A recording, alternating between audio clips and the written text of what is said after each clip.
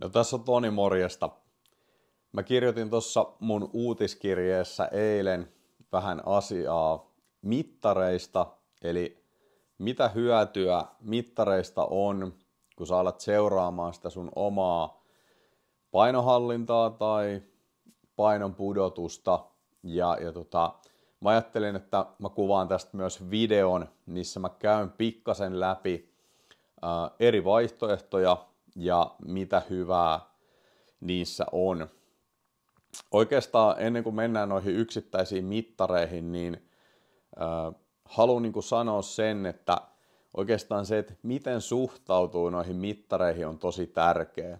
Monesti sitä ehkä tämmöiset tietyt kauneusihanteet tai jotkut vastaavat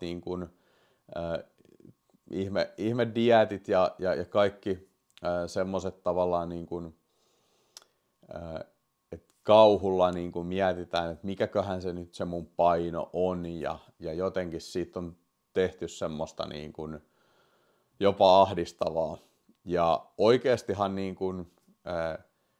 nämä kaikki mittarit on sellaisia työkaluja, ne antaa meille vaan dataa, tietoa siitä, että ne asiat, mitä me tehdään, esimerkiksi ruokavalion muutokset tai jos me lisätään arkiliikuntaa, niin me pystytään seuraamaan, että alkaako asiat menemään eteenpäin, tapahtuuko jonkunlaista muutosta. Ja kannustan ehdottomasti siihen, että näkisi nämä mittarit pikemminkin vaan apuvälineinä eikä sellaisena turhana peikkona. Lähdetään liikenteeseen. Eli ensimmäisenä mulla oli niin sanotusti aamupaino, eli mä nyt otin tällaisen suht perus vaan tähän mukaan. Toi antaa toki vähän muutakin tietoa, en kuitenkaan olisi superluottavainen tuohon kehon koostumukseen tavallaan, mitä toi tuolta mittaa, mutta jonkunlaista tavallaan semmoista suuntaviivaa sekin kuitenkin piirtää.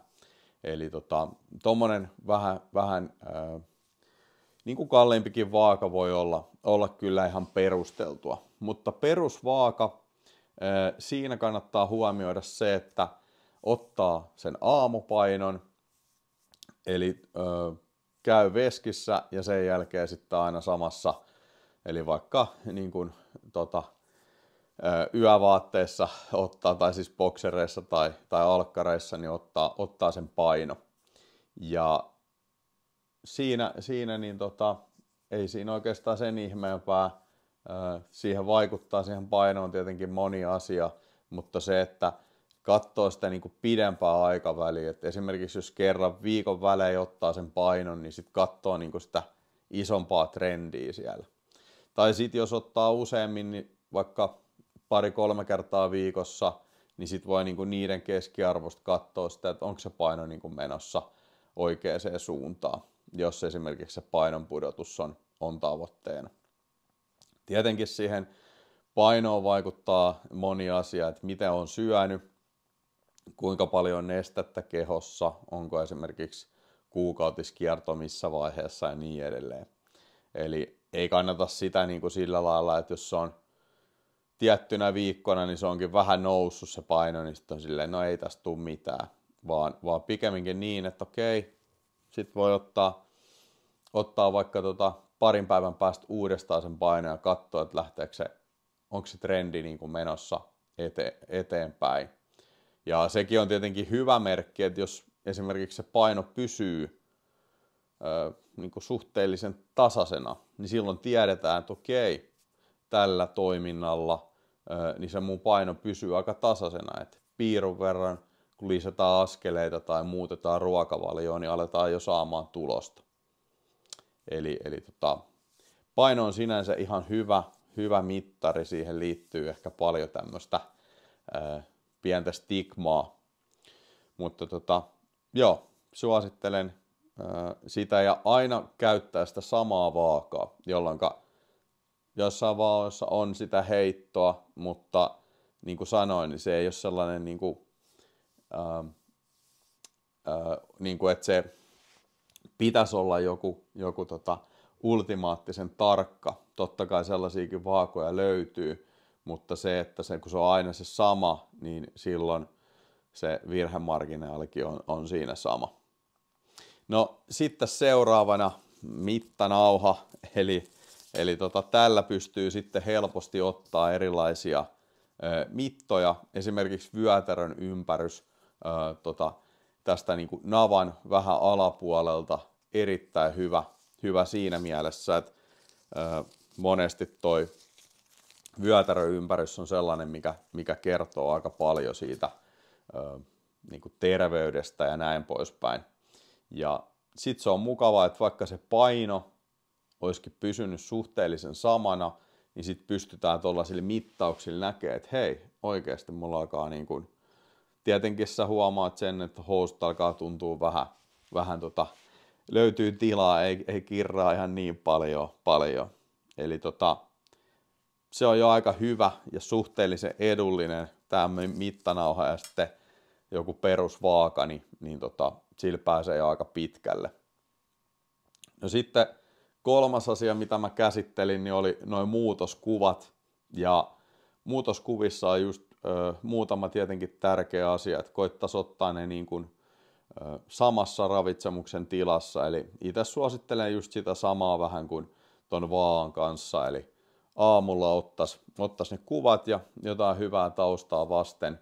Ja on siinä niin kuin sitten, että meillä on esimerkiksi valmennuksessa niin, että on A4 paperi tuolla niin kuin jalkojen välissä, niin sitten tulee sellainen luonnollinen asento, ei mitään posetuksia, ei mitään pullisteluja, vaan on niin kuin täysin rentona siinä ja kädettä sivulla, eli ei mitenkään niin kuin nostele tai muuta, niin silloin tulee luonnolliset kuvat ja edestä, sivulta ja takaa vaikka, niin esimerkiksi tollaiset kuvat parin viikon kerran kuussa, niin antaa kyllä selkeää semmoista fiilistä myös ja motivaatiota, että alkaa huomaa niitä muutoksia, mitä siellä kehossa tapahtuu. Ja oikein hyvä, voin sinänsä suositella muutoskuvia. Mutta kaikista tärkeintä on tietenkin se, että jos haluaa just jotain mittareita käyttää, niin tietenkin se ihan se oma hyvä olo ja tällainen niin on tietenkin tärkeä. Ja tietenkin jos on jotain niin kuin semmoista, että kokee jotain ahdistusta näistä työkaluista, niin en tietenkään suosittele niiden käyttöä, tai jos on jotain semmoista niin kuin taustaa, mikä voi niin kuin, tai nämä voi niin kuin tavallaan vaikuttaa negatiivisesti siihen, niin ei tietenkään kannata sitten niin kuin keskittyä näiden niin kuin mittareiden käyttöön liikaa. No sitten oikeastaan viimeisenä niin on toi kehon koostumusmittaus. Olen siinä onnekkaassa tilanteessa, että mulla on loistava yhteistyökumppani Podyma ja heidän mittaukset on kyllä laajoja ja luotettavia. Ja meidän yhteistyö lähti oikeastaan mun asiakkaiden kautta, että he tykkäsivät siitä Podymajan konseptista ja kävi mittauksissa ja sitten aika paljonhan mä oon niitä mittaustuloksia sitten katsonut läpi ja on tosi hyvä mittari sillä lailla, että pystytään näkemään vähän niin kuin sinne, voisi sanoa, että konepellin alle. Eli nähdään sieltä muutoksia niin kuin rasvamassassa esimerkiksi, rasvaprosentissa, kuinka paljon lihasta, ja jos esimerkiksi tiputetaan painoa, niin kuinka paljon me ollaan saatu sitä lihasmassaa säilymään siellä, ja kuinka hyvin ollaan sitten päästy vaikka rasvamassasta eroon. Lisäksi nähdään vähän nestetasapainojuttuja ja sitten myös tämä niin kuin viskeraalirasva, mikä on terveyden kannalta niin kuin oleellinen.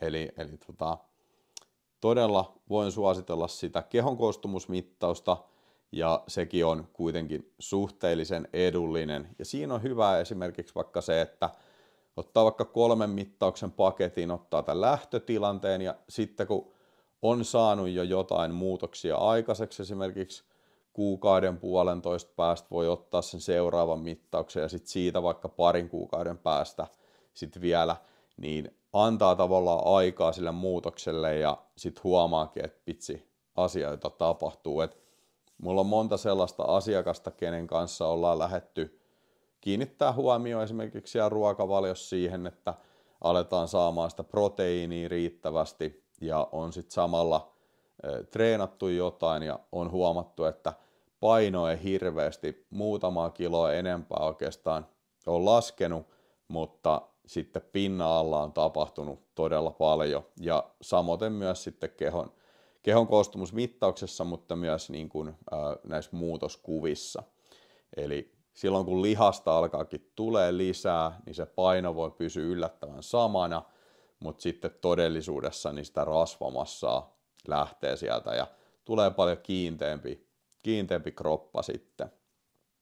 Eli jos kehon koostumus kiinnostaa, niin Pesonen 20 koodilla -20% kaikista mittauksista. Mä laitan vielä linkin tuohon videon kuvaukseen. Ja ei oikeastaan muuta tällä kertaa. Jatketaan ja pidetään lippu korkealla. Moi moi!